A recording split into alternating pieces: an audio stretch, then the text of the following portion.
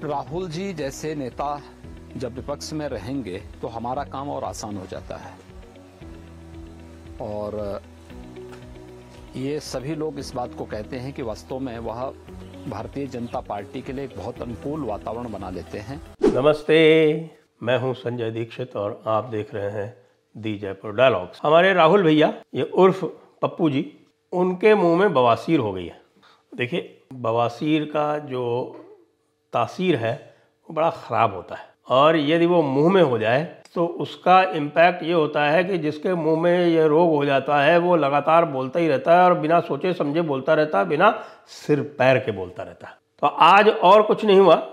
आज आपने सुना होगा उन्होंने पार्लियामेंट में अडानी अडानी अडानी कर रहे थे बहुत ज़ोर ज़ोर से, बिना किसी तथ्य के, केवल जो अखबारों में जो लिखा हुआ था, विशेषकर उनके मतलब के जो अखबारों में लिखा हुआ था उसको पढ़ पढ़ के, तो उसका तो कोई अर्थ है नहीं। वो तो जब मोदी जी बोलेंगे तो उनको धो देंगे अच्छी तरह से, तब उस समय हम उसका आनंद लेंगे। लेकिन आज जो उन्होंने योगी जी के ऊपर आक्रमण किया वो विचित्र था।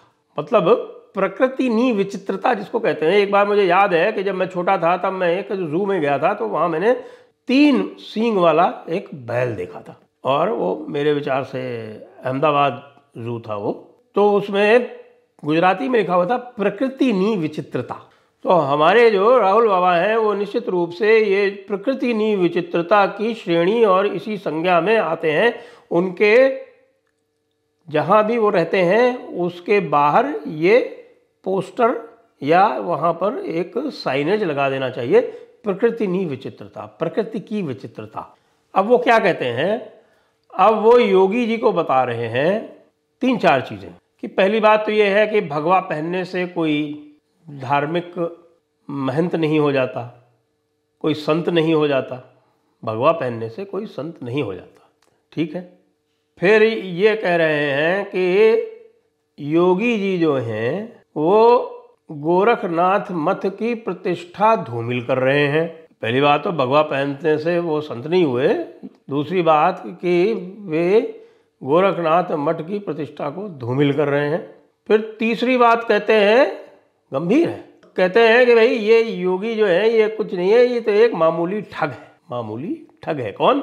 योगी आदित्यनाथ, उत्तर प्रदेश के दोबारा निर्वाचित मुख्यमंत्री, जो रिकॉर्ड मतों से निर्वाचित होकर आए अपनी विधानसभा क्षेत्र में भी और प्रदेश में भी पार्टी को जिता कर लाए हैं 2/3 बहुमत से। तो वो मामूली ठग हैं। फिर उसके बाद और भी ज्ञान की बातें कहते हैं हमारे पप्पू जी। कहते हैं कि साहब मैंने सारे धर्मों का अध्ययन कर लिया है और किसी में जो है वो नफ़रत नहीं है। मैंने इस्लाम भी जानता हूँ, मैं क्रिश्चियनिटी भी जानता हूँ, और हिंदुइज़्म तो बहुत अच्छी तरह से जानता हूँ। और इसलिए मैं ये कह सकता हूँ कि ये जो भी लोग हैं जो हिंदुत्व की बातें करते हैं ये बहुत ही बेकार लोग हैं, और योगी जी तो मामूली ठग हैं।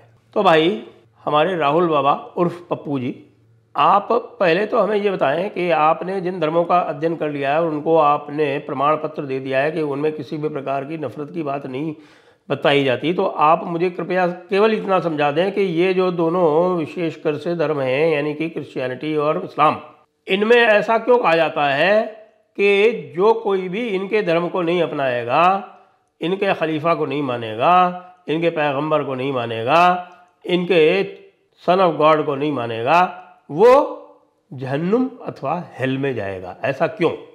क्या हमारे महात्मा गांधी, जिनका कि नाम बहुत लेते हैं हमारे राहुल बाबा भी और हमारे प्रधानमंत्री जी भी, तो जो ये सिद्धांत है इनका क्रिश्चियनिटी का और इस्लाम का, उस सिद्धांत के अनुसार गांधी जी भी किसी हेल में ही गए होंगे या किसी दोज़ख में गए होंगे। अब ये भी नहीं पता कि साहब कि वो हेल और दोज़ख अलग अलग है या एक ही स्थान के 2 नाम हैं। जहाँ तक दोनों अलग अलग के हिसाब के कहते हैं तो उससे तो ये पता चलता है कि जो क्रिश्चियंस का हेल है उसमें तो सारे मुसलमान होंगे, और जो मुसलमानों का हेल है उसमें सारे क्रिश्चियन, और मुसलमानों की दोज़ख है उसमें सारे क्रिश्चियन होंगे। तो निश्चित रूप से ये एक तो नहीं हो सकता, ये 2 अलग अलग स्थान हैं संभवतः। लेकिन बात यहाँ नहीं समाप्त होती है। बात यह है कि ये कहते हैं कि व्यक्ति का कर्म महत्वपूर्ण नहीं है, वह अच्छा है या बुरा है ये महत्वपूर्ण नहीं है। केवल यह महत्वपूर्ण है कि वह एक पैगंबर की अथवा दूसरे पैगंबर की भक्ति, अंध भक्ति करता है या नहीं करता। तो भाई अब आप मुझे ये समझा दो कि जो व्यक्ति मेरी अंध भक्ति नहीं करेगा वो हेल में जाएगा, वो जहन्नुम में जाएगा। साथ में उसके फिर और भी कॉन्सेप्ट आ जाते हैं जिसमें ये भी कहा जाता है कि भाई जो हमारे पैगंबर की भक्ति ना करे या जो हमारे अल्लाह की भक्ति ना करे, हमारे गॉड की फेथ ना करे, उसको तो इंसान ही नहीं मानना है। उसको न केवल इंसान नहीं मानना है, उसको मार डालने का भी हुक्म है। तो आप हमारे जो नफ़रत की दुकान में मोहब्बतों की किताब लेके घूमने वाले भाई साहब, ये तो बता दो कि ये कौन सी मोहब्बत की किताब है। और उसके बाद फिर उन मोहब्बत की किताब से पढ़ के यदि आप योगी आदित्यनाथ या किसी भी भगवा वस्त्रधारी के बारे में कहते हो कि भगवा वस्त्र पहनने से कोई संत नहीं हो जाता, फिर उसके बाद ये कहते हो कि योगी आदित्यनाथ मामूली ठग है, तो हमें आप ये समझाओ कि ये नफ़रत की दुकान है या मोहब्बत की दुकान है। इसमें मुझे तो रंच मात्र भी संदेह नहीं कि जब से आपने अपनी भारत जोड़ो यात्रा आरंभ की है तब से आप केवल और केवल एक नफ़रत की दुकान लेकर चल रहे हो, और केवल अपनी नफ़रत किसी व्यक्ति विशेष के प्रति, अपनी नफ़रत किसी पार्टी विशेष के प्रति, अपनी नफ़रत किसी समाज विशेष के प्रति लगातार दोहराते चले आ रहे हो। कौन सी मोहब्बत, कौन सा प्रेम? खाली बोल बोल के चिल्ला चिल्ला के बोलने से कि मैं तो बड़ा प्रेमी व्यक्ति हूँ, मैं तो बड़ा योगी व्यक्ति हूँ, मैं तो बड़ा निष्प्रह हूँ और मैं तो पूरी तरह से स्थिति प्रज्ञ हो गया हूँ, तुम्हारे कहने से थोड़ी हो जाएगा राहुल मियाँ। सब लोग देख रहे हैं, सब लोग आपको जांच चुके हैं। अमेठी वालों ने ही आपको नकार दिया। क्यों नकार दिया? स्पष्ट रूप से इसलिए नकार दिया क्योंकि आप उनकी उम्मीदों पर खरे नहीं उतरे। आपने उनकी आशाओं पर तुषारापात किया, आपने उनकी आशाओं से खिलवाड़ किया, आपने उनके जीवन से खिलवाड़ किया। तो अब आपको कहाँ से यह प्रमाण पत्र देने का अधिकार उत्पन्न हो गया? आप तो चुनाव लड़े थे ना। चुनाव में आपकी बहन जी जो थी वो वहाँ की प्रभारी थी ना, और उस प्रभारी के रूप में जो आप कह रहे हो वो सारी बातें वो वहाँ कह रही थी कि नहीं कह रही थी? जनता ने उसको स्वीकारा क्या? जनता ने तो आपको 2 सीटें दी। एक तो मोना शुक्ला, वो प्रमोद तिवारी की अपनी सीट है। प्रमोद तिवारी अपने और अपने परिवार से तो किसी को भी जिता लाएंगे। राहुल भैया तुम भी खड़े हो जाओ वहाँ से तो तुमको भी जिता लाएंगे प्रमोद तिवारी, लेकिन अकेले उसी विधानसभा सीट से जिता सकते हैं। प्रतापगढ़ संसदीय सीट से आपको जिताने की औकात उनकी भी नहीं। मैं 4-5 बार से हार रहा था तो उसको सहानुभूति में वोट दे दिया। 5 बार का हारा वीरेंद्र बेचारा करके। तो 425 सीटों में से 2 सीटें जीतते हो, और फिर जो 2/3 सीटें जीतकर आया हुआ है उसको कहते हो कि ये मामूली ठग है। अपने हिंदुत्व की परिभाषा बताते हो। तुमको हिंदुत्व का हा भी नहीं पता है, तुम तो हा से केवल हगना भर जानते हो।